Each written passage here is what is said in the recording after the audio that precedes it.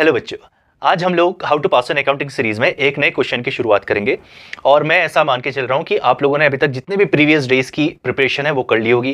Comparative and common size statement बना लिया होगा, रियलाइजेशन अकाउंट बना लिया होगा। आज हम लोग जो क्वेश्चन करेंगे ना, वो 6 मार्क का क्वेश्चन आता है। और अगर हम लोगों ने सारी चीजें सही करी तो फुल के फुल मार्क्स भी आ सकते हैं। लेकिन हम लोगों की कोशिश होगी कि भाई 2 नंबर, 3 नंबर या फिर 4 नंबर कैसे सिक्योर किया जा सकता है। ठीक है, तो इसको 2 पार्ट्स में किया जाता है। एक होता है by preparation of various accounts and second by preparation of various entries. ठीक है, दोनों को ही हम लोग देखेंगे साइड बाय साइड। लेकिन आज हम लोग शुरुआत करने वाले हैं how to prepare revaluation account. ठीक है, रियलाइजेशन अकाउंट एक अलग चीज है जो at the time of dissolution बनता है, लेकिन at the time of change in PSR, at the time of admission, at the time of retirement and at the time of death, ये जितने भी इवेंट्स हैं आपके पार्टनरशिप फर्म के, इसमें हम लोग को एक अकाउंट बनाना होता है जिसका नाम होता है रीवैल्यूएशन। नाम से ही पता चल रहा होगा, री का मतलब फिर से, वैल्यूएशन का मतलब उसको आकलन करना, मतलब वैल्यू करना। तो एसेट्स और लायबिलिटीज को हम लोग हर टाइम रीवैल्यू करते हैं eight the time of reconstitution of firm. ठीक है, रिकॉन्स्टिट्यूशन ऑफ फर्म का मतलब जब भी पीएसआर चेंज होगा, चाहे एडमिशन से, चाहे रिटायरमेंट या फिर डेथ से हो, या फिर म्यूचुअल एग्रीमेंट से हो। नाउ अब जो क्वेश्चन हम लोग अटेम्प्ट करने वाले हैं उसकी थोड़ी सी आपको अंडरस्टैंडिंग दे दूं कि होता क्या है। ठीक है, अकाउंट एक टी फॉर्मेट अकाउंट होता है, आपको जैसे पता है। इसकी 2 साइड्स होती हैं, एक होती है डेबिट साइड और एक होती है क्रेडिट साइड। ठीक है, साइड्स का मतलब होता है कि 2 हमारे पास जगह है। डेबिट का मतलब होता है हमारे केस में एक्सपेंसेस से रिलेटेड और लॉसेस से रिलेटेड एक्टिविटीज को देखना और उसको लिख देना। क्रेडिट का मतलब होता है इनकम और गेन रिलेटेड एक्टिविटी, मतलब मुनाफा, प्रॉफिट हो रहा है जब भी, उसको देख लेना। अभी क्वेश्चन में कहां देखने को मिलेगा? क्वेश्चन में आपको बैलेंस शीट गिवन होगी, बैलेंस शीट के नीचे कुछ ट्रांजैक्शंस गिवन होंगे, मतलब कुछ एडजस्टमेंट्स गिवन होंगे, जिसके हिसाब से हम लोगों को देखना पड़ेगा कि एसेट्स की वैल्यू में क्या अंतर आ रहा है। और आप लोगों को थोड़ी सी भी अंग्रेजी पढ़ने से पता चल जाएगा कि एसेट्स की वैल्यू बढ़ रही है या घट रही है। उसमें कुछ भी दिमाग नहीं लगाना, आपको कुछ कॉन्सेप्ट याद नहीं करने, कुछ फॉर्मूले याद नहीं करने, सिंपल से पता चल जाएगा assets has been increased by this percent और that particular asset has been depreciated by this percent. Depreciate मतलब गिर गया है। ठीक है, तो अगर फायदा हो रहा है तो आपको इस तरफ लिखना है, और अगर घाटा हो रहा है तो आपको इस तरफ लिखना है। ठीक है, this is the simplest logic जो आप इसमें अप्लाई कर सकते हैं। ठीक है, रिवैल्यूएशन इससे सिंपल और कुछ भी नहीं है। ठीक है, और आप लोगों को ये जान के बड़ा ही मजे आएंगे कि इसमें कुछ ही एंट्रीज होती हैं, 5 से 6 एंट्रीज होती हैं, जिसमें से भी 5 से 6 एडजस्टमेंट्स को भी हम लोगों को केवल 2-3 एडजस्टमेंट ही रिवैल्यूएशन में बनाने के लिए आएगा। और वो भी हर क्वेश्चन में रिपीट होता रहता है। जैसे जैसे आप प्रैक्टिस करते रहेंगे क्वेश्चन में, आप लोगों को याद हो जाएगा, अच्छा ये तो एंट्री से होती है, ये एंट्री का ट्रांजेक्शन ही होता है, इस एडजस्टमेंट को ऐसे डील किया जाता है। ठीक है, तो this is very quite simple, और हम लोग इसको बनाना सीखेंगे और देखेंगे maximum exposure of the question से क्या हम लोगों को इसमें मास्टरी हो सकती है या नहीं हो सकती। अगर आपने ऐसे कर दिया तो आपको एटलीस्ट 2 नंबर तो सिक्योर हो जाएंगे। और सबसे मजेदार बात यह है कि ये रिवैल्यूएशन, पार्टनर्स कैपिटल और बैलेंस शीट बनाने के लिए आता था आज से पहले, लेकिन आजकल देखा जा रहा है कि केवल रिवैल्यूएशन और पार्टनर्स कैपिटल अकाउंट बनाने के लिए पूछा जाता है। तो अगर हम लोगों ने उसको आधा डन कर लिया, मतलब रिवैल्यूएशन अकाउंट बना लिया, तो हम लोगों को 3 नंबर में मिल सकते हैं। और पार्टनर्स कैपिटल की डिटेल्स थोड़ी बहुत लिख ली तो 4 नंबर में मिल जाएंगे। मैं आप लोगों को दोनों ही सिखाऊंगा। आज हम लोग केवल और केवल रिवैल्यूएशन की डिटेल्स को देख रहे हैं, तो हम लोग इसको बनाना शुरू करते हैं। तो बच्चों एक क्वेश्चन देखते हैं, शुरुआत करते हैं। हमारे पास क्वेश्चन है, Anuj, Vishal and Shekhar are equal partners. इसका मतलब 1:1:1 के पार्टनर हैं। 31 मार्च 23 की बैलेंस शीट इज गिवन। ठीक है, तो बैलेंस शीट गिवन होती है क्वेश्चन के अंदर। उसके नीचे जो भी चीजें हैं वो हमारे एडजस्टमेंट है, हम लोगों को देखना है इन एडजस्टमेंट्स में एसेट और लायबिलिटी के रिगार्डिंग क्या चीज बताई गई है। Goodwill of the firm is valued at, हमारा कोई रिलेशन नहीं है इससे।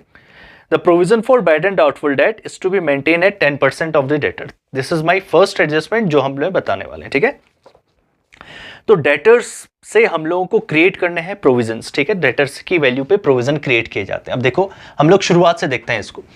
तो प्रोविजन क्रिएट करेंगे तो इसका मतलब मेरी एसेट की वैल्यू कम होगी, तो मेरे लिए घाटा है, एक्सपेंस है, तो मैं इसको इस तरफ रिकॉर्ड करूंगा। ठीक है, तो मैं क्या लिखने वाला हूं, to provision for doubtful debts. ठीक है, तो what I have written PFDD, that is provision for doubtful debt. अब इसका एक फॉर्मूला होता है बच्चों, अगर आपने फॉर्मूला याद कर लिया ना तो आपको बहुत ही फायदा होने वाला है इसका। The formula is new provisions minus old provisions. ठीक है, न्यू प्रोविजन जो हम लोगों को एडजस्टमेंट में जितनी वैल्यू दी होगी वो न्यू प्रोविजंस हो जाएंगे, और बैलेंस शीट के अंदर जो भी वैल्यू है उसको हम लोग ओल्ड प्रोविजंस बोलते हैं। ठीक है, क्वेश्चन के अंदर बैलेंस शीट में ओल्ड प्रोविजंस की वैल्यू है 2500, और हम लोग जो भी प्रोविजंस बनाएंगे उसको माइनस करके यहां लिख देंगे।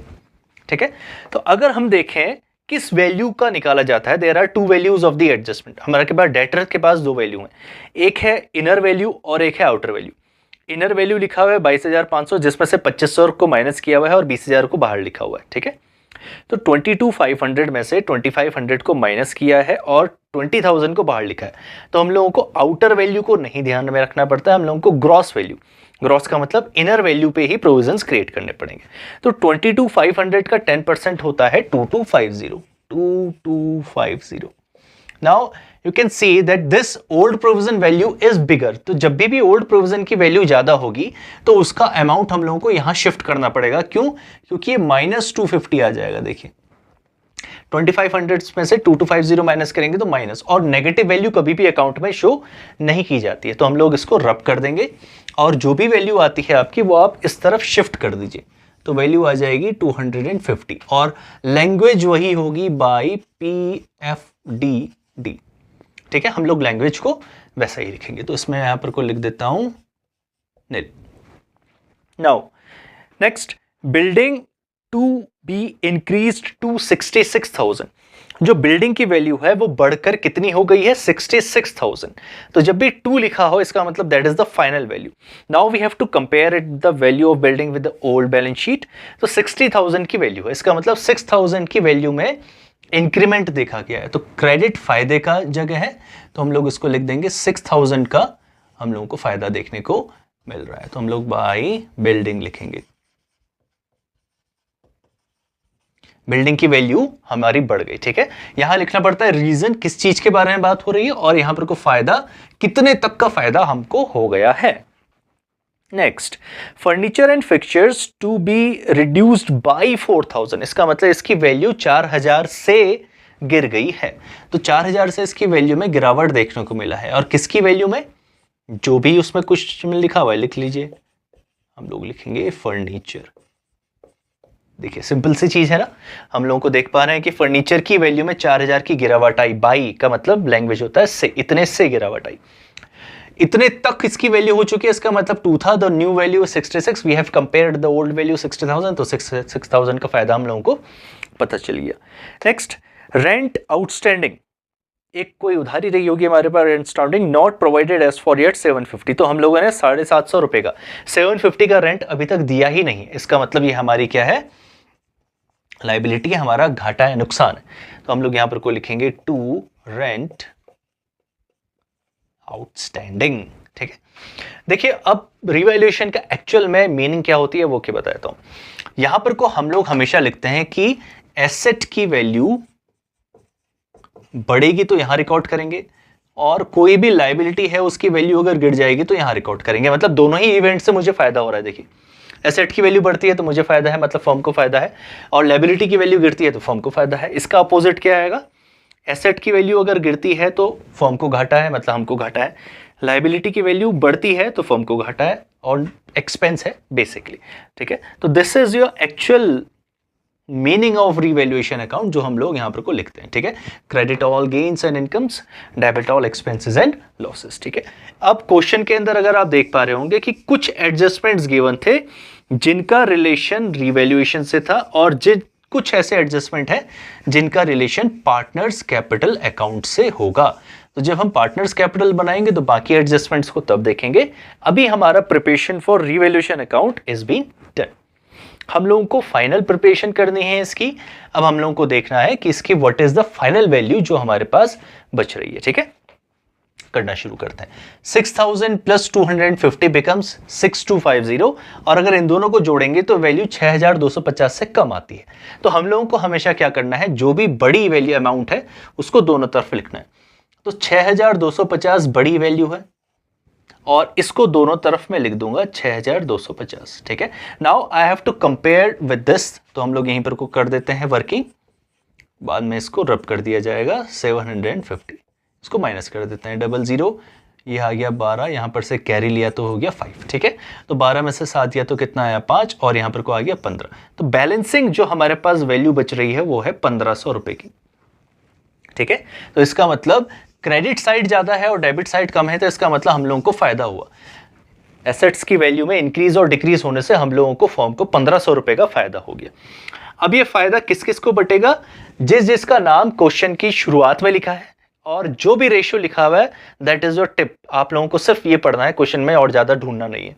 तो हमारे क्वेश्चन में Anuj, Vishal and Shekhar are the partners, और वहां पर को लिखा है इक्वल, तो हर किसी को इक्वल हम लोग को डिस्ट्रीब्यूट करना है। यहां पर को क्या लिखेंगे, यहां पर को लिखेंगे profit on revaluation transfer to, मैं शॉर्ट में लिख रहा हूं, ठीक है। Now Anuj, Vishal and Shekhar's capital account, ऐसा लिखना है आपको, ठीक है, तभी फुल मार्क्स मिलेंगे आपको।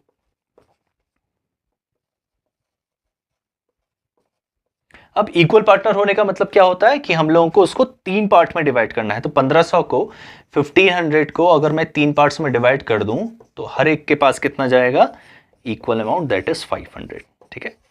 कितना आसान है ना।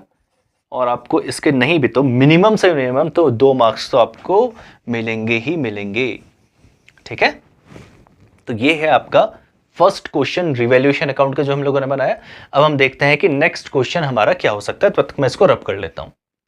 ठीक है बच्चों, दूसरा क्वेश्चन देखते हैं। Anita and Sanjay are 2 partners और उनका PSR है 2:1। बस हम लोगों को क्वेश्चन में और कुछ नहीं पढ़ना। बैलेंस शीट इज गिवन, उसके बाद हम लोगों को एडजस्टमेंट्स पढ़ने हैं जो हमारे रिवैल्यूएशन अकाउंट के लिए जरूरी है। तो ही विल ब्रिंग, इतना कैपिटल के बारे में हम लोगों को जानना नहीं क्योंकि पार्टनर्स कैपिटल अकाउंट का ट्रांजैक्शन है।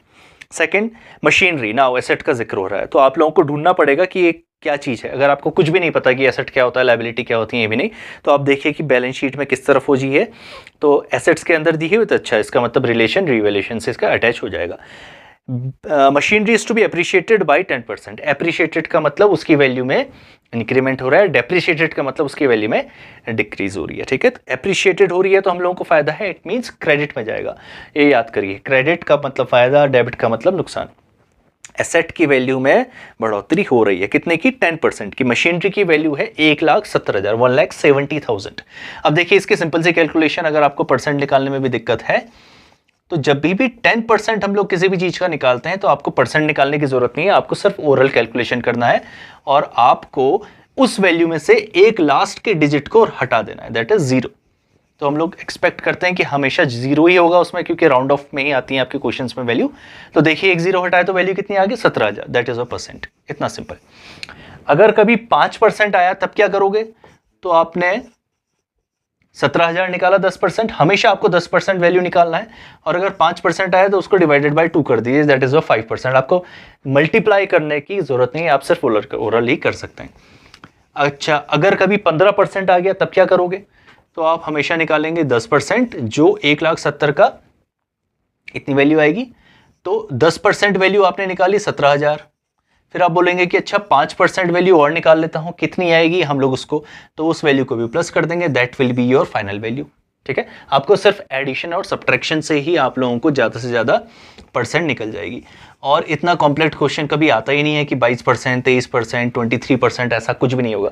5, 10, 15, 20 ऐसी ही परसेंट होती है, ठीक है। तो सिंपल ही होता है ज़्यादा क्वेश्चन। तो हम लोगों को पता चल गया कि value of the machinery has been increased, तो हम लोग लिखेंगे मशीनरी, और उसकी वैल्यू कितनी, वैल्यू 17,000 से हम लोगों को फायदा हो गया, तो उसकी वैल्यू में 17,000 इंक्रीज हो चुकी है, अप्रिशिएट हो चुकी है। Next, stock over valued by 2,000। Over valued का मतलब होता है कि अगर ओवर लिखा है तो उसको अंडर करना पड़ेगा, मतलब उसको न्यूट्रलाइज करना पड़ेगा उसकी वैल्यू को, ये आप लोगों को याद करना पड़ेगा ट्रांजेक्शन डेटा। जैसे मैंने बोला था ना, there are only few transactions जो रिपीट होते हैं, तो ये एक उनमें से एक है जो आपको रिपीट होगा, तो ध्यान में रखना पड़ेगा। तो ओवर वैल्यू है तो उसको यहां लिखना पड़ेगा, अंडर में करना पड़ेगा, मतलब उसकी वैल्यू को डिक्रीज करना पड़ेगा। और कितने से बोल रहा है कि वो 2,000 रुपए से उसकी वैल्यू को गिरा दीजिए, तो हम लोग लिखेंगे स्टॉक। हम लोगों ने स्टॉक की वैल्यू को 2,000 रुपए से अंडर वैल्यू कर दिया, तो ओवर को हम लोगों को अपनी से अंडर वैल्यू करना पड़ता है, ठीक है, याद हो जाएगा। ओवर वैल्यूड है तो उसको अंडर वैल्यूड करिए, क्वेश्चन में अंडर वैल्यूड है तो उसको यहां लिख दीजिए, उसको ओवर वैल्यूड कर दीजिए। There are only 2 aspects of this. अब प्रोविजन फॉर डाउटफुल डेट, ये तो हमेशा ही आएगा प्रोविजन, इसको याद कर लीजिए बेटा। क्या था फॉर्मूला, हम लोग लिखते थे PFD, the formula is new provisions minus old provisions. Find out the value of old provisions. Balance sheet के अंदर जैसा आप देख पा रहे हैं, there is no old provisions, तो ओल्ड प्रोविजन की वैल्यू 0। जो भी न्यू प्रोविजन बनेगा वही हमारा आंसर भी होगा। कितना परसेंट बोल रहा है, 5%, ठीक है। फिर से 40,000 का 10%, 4,000, उसको भी डिवाइडेड बाय 2 करेंगे तो वैल्यू कितनी आ जाएगी, 2000, यही आपका 5% है, तो इसको हम लोग आउटर कॉलम में लिख लेंगे 2000 माइनस 0 इज 2000। पिछली बार क्वेश्चन में ओल्ड प्रोविजन की वैल्यू ज्यादा थी तो उसको शिफ्ट करके वहां भेज दिया था, ठीक है। तो अभी तक हम लोगों ने 3 अमाउंट लिखे हैं। अब देखते हैं क्या कोई और ट्रांजैक्शन है। Yes, creditors are unrecorded to the extent of 7000। Unrecorded का मतलब कि जब बैलेंस शीट प्रिपेयर कर रहे थे तो हमको पता ही नहीं था कि हमारे पास कोई लाइबिलिटी भी है। After we have prepare the balance sheet तो पता चला कि भाई एक 7000 की लाइबिलिटी लिखनी भूल गए थे हम लोग। इसका मतलब लाइबिलिटी बढ़ रही है, तो लाइबिलिटी बढ़ेगी तो घाटा होगा, और इसकी भी वैल्यू है 2000 रुपये, तो हम लोग लिखेंगे टू क्रेडिटर्स 2000, ठीक है। हम लोगों ने सारी चीज लिख ली। Oh it's 7000, sorry, to the extent of 7000, तो ये 7000 है, ये लिख लिया हम लोगों ने। नाउ कुछ भी आइटम रहा नहीं, अब फिर से इसको फिनिश कर देंगे और याद करेंगे कि हमारे पास 2:1 का पार्टनर है अनीता और संजय, ठीक है। इस तरफ तो और कुछ भी नहीं आया है तो इसको हटा देते हैं। तो 17000 ही हमारी बड़ी वैल्यू है, बड़ी वैल्यू को दोनों तरफ लिख देंगे, ठीक है। और उसमें इतनी ज्यादा कैलकुलेशन भी नहीं है कि आपको या तो देखना पड़ेगा कैलकुलेट करके कौन सी वैल्यू बड़ी है। 7, 8, 9, 10, 11 मतलब 11000। तो डिफरेंस कितने का आएगा? डिफरेंस आएगा हमारे पास 6000 का। और हम फिर से वही लिखेंगे क्योंकि क्रेडिट साइड ज्यादा है तो हम लोगों को फायदा हुआ है, तो हम लोग लिखेंगे to profit transfer to as capital account and yes Sanjay AS capital account. Now, how do we distribute the profits? देखो, this is the amount of profit which we are going to distribute in the ratio of 2:1. तो आप हमेशा क्या करें, 2:1 इसको add कर दें, तो बीच में जो रेशियो का सिंबल है इसमें प्लस बना दीजिए और इसको ऐड करके डिनोमिनेटर में लिख दीजिए और एक कॉमन वैल्यू निकाल लीजिए। कॉमन वैल्यू कितनी आई? 2000। तो अब देखना है कि A को कितना शेयर मिलता है और S को कितना मिलता है। तो पहले कौन है? A, और 2 भी पहले है, इसका मतलब A को 2 शेयर मिलता है। तो 2000 मल्टीप्लाई बाय 2 बिकम्स, इसके हिस्से में जाएगा 4000। 2000 मल्टीप्लाई बाय 1 बिकम्स 2000। तो this is how we distribute profits, ठीक है। तो इस रेशियो में हम लोगों ने इसको डिस्ट्रीब्यूट कर दिया, 4 और 2, 6000 इसके पास आ गया, ठीक है। तो हम लोगों ने दूसरा क्वेश्चन भी देख लिया। अब एक क्वेश्चन और देख लेते हैं, उसके बाद मैं कुछ क्वेश्चंस आपको प्रैक्टिस में दे दूंगा और इतना ही सिंपल है इसका प्रिपरेशन। चलिए आज का लास्ट क्वेश्चन देखते हैं। Balance sheet A and B are equal partner, 1:1 का मतलब इक्वल पार्टनर होता है। Balance sheet is given, liability assets हम लोगों को गिवन है, हम लोगों को सिर्फ एडजस्टमेंट्स पढ़ना है और कुछ नहीं। C comes from 1/6 share, this is not our. Goodwill of the firm is valued at, ये भी हमारा कोई इससे रिलेशन नहीं क्योंकि रिवैल्यूएशन का इसका कोई मतलब नहीं है। Now half of the premium is withdrawn by the old partner, again हम लोगों का इसका कोई रिलेशन नहीं है। तो देखिए आधे एडजस्टमेंट्स तो हमारे काम के ही नहीं रहते। Now 20,000 unrecorded typewriters brought in the books. इससे पहले वाले क्वेश्चन में था कि एक 7000 की लायबिलिटी हम लोगों ने रिकॉर्ड नहीं करी थी तो उसको हम लोगों ने बुक्स में लेके आया, इसका मतलब हम लोगों को घाटा हुआ। अगर कोई एसेट्स बुक में ब्रॉट अप कर रहे हैं इसका मतलब हम लोगों को फायदा हो रहा है, treat as a new asset और एसेट की वैल्यू बढ़ रही है। तो वो हमेशा यहां पर को रिकॉर्ड किया जाएगा जब भी कोई अनरिकॉर्डेड एसेट होता है, अनरिकॉर्डेड लायबिलिटी इस तरफ रिकॉर्ड होगी। सो 20,000 अनरिकॉर्डेड टाइपराइटर, तो हम लोग लिखेंगे बाय टाइपराइटर और उसकी वैल्यू है 20,000, ठीक है। तो हम लोगों ने 20,000 की वैल्यू के टाइपराइटर्स को बुक में इंक्लूड कर दिया, मतलब हम लोगों को फायदा हो गया। Next, make 5,000 provision for unforeseen liabilities. कुछ प्रोविजंस बन रहे हैं, उसका मतलब हम लोगों को एक प्रोविजन बनाना है for unforeseen liability. Unforeseen liability का मतलब कुछ भी फ्यूचर में अगर कुछ भी हो सके तो उसके लिए हम लोग 5,000 को अलग से साइड रख देते हैं, ठीक है। दो चीज हो गई। यहां क्यों रखा? क्योंकि हम लोगों को घाटा दे रहा है, मतलब एक्सपेंस हो रहा है, लॉस हो रहा है। लायबिलिटी जब भी बढ़ेगी तो इस तरफ बढ़ेगी, एसेट बढ़ेगा तो उस तरफ बढ़ेगा। Building was found under valued by 40,000। Now under value का इससे पहले वाले क्वेश्चन में क्या था? अंडर को ओवर करो, ओवर को अंडर करो। क्वेश्चन में अंडर लिखा है तो उसको ओवर करना पड़ेगा। तो एसेट को अगर बढ़ाना है तो यहां रिकॉर्ड करना पड़ता है, ठीक है। तो हम लोग क्या लिखेंगे? बाय